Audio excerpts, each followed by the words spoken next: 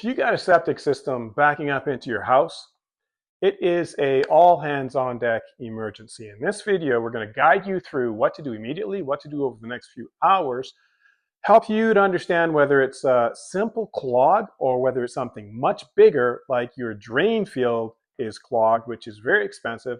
And if it is a drain field clog, we're going to guide you through what you can do before you spend all that money replacing your drain field. Your first step is stop using the water. No more water. Maybe you want to turn it off, because any water that goes down your system with a blockage is going to come back in the form of raw sewage. Call your pumper and get them there as fast as possible so that they can pump out your tank for two reasons. One, you want to start using your house again. Two, you want to get it inspected to see if it's working properly. Step number two, once your tank is empty, have them send a camera scope through the line between your septic tank and your house. Why? Because about 1/3 of all backups are caused of a blockage in that line. Sometimes it can be grease, it can be roots, whatever the blockage is. Once they clear the blockage, your problem's solved. Now, if that line isn't blocked and after you pump, your system continues to back up, chances are you've got a problem with your drain field.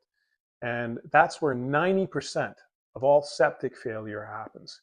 Step number three is a diagnostic test. If your tank fills up in 24 hours or less, you may have a leak. Running toilet, stuck valve, hidden leak somewhere. It's a hydraulic overload.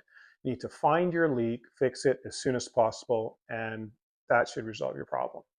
Now, if your tank fills up in 3 to 5 days as normal and then backs up, while your drain field is likely not accepting any more wastewater, and that is your soil, drain field soil, can no longer absorb the wastewater, in which case you've got drain field failure.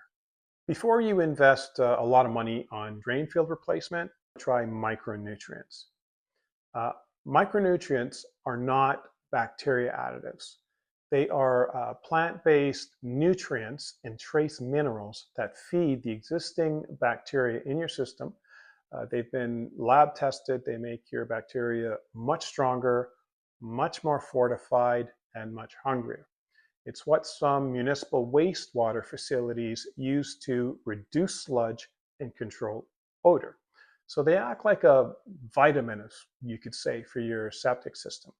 Don't waste your money on bacteria additives or enzymes. I mean all the big brand bacteria additives that you find in your local department store, you find online.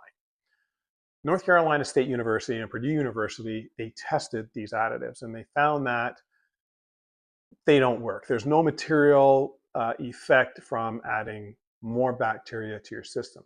And the reason is your septic system already has trillions of bacteria in it, and you're adding millions more every time you flush the toilet. So the problem isn't that you don't have enough bacteria. You have enough bacteria. The problem is that the bacteria in your system are weak and not breaking down your biomass efficiently and not breaking down your waste efficiently. Full disclosure, I'm Colin, the septic tank guy and founder of SeptiCorp. My septic system failed a couple of years back. It was a nightmare, but sent me down a rabbit hole. So I now make these videos separating all that marketing hype out there from the facts, whether you ever buy from me or not. Our next video is, what can you put in your septic system? Because whatever you're flushing down your toilets right now might be damaging your septic system and slowly clogging your drain field. If this video is helpful, please tap like and subscribe. And if you're dealing with backups, drop your details in the comments.